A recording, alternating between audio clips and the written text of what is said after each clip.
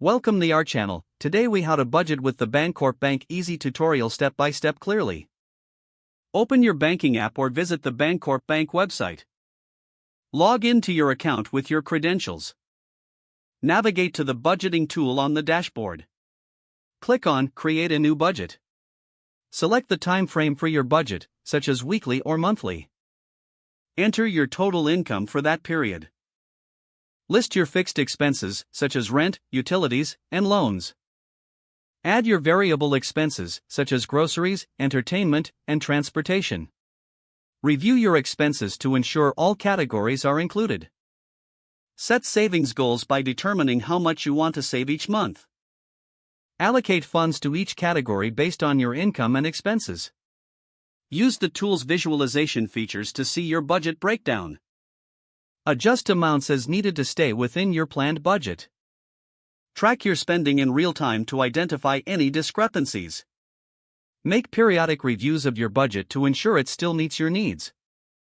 Utilize alerts available within the app to keep you on track. Save any changes before exiting the budgeting tool. Consider sharing your budget with a trusted friend or family member for accountability. Continue to explore additional financial tools offered by Bancorp Bank for enhanced budgeting. If the page does not load, refresh the browser or try again in a private or incognito window. Make sure you are using the correct email address, then retype it carefully to avoid small typos. If your password is not accepted, use the reset option and create a new strong password you can remember. Check your spam folder for verification or security emails, then complete any requested confirmation steps. Enable two-factor authentication if available to improve account security and reduce unauthorized access risk.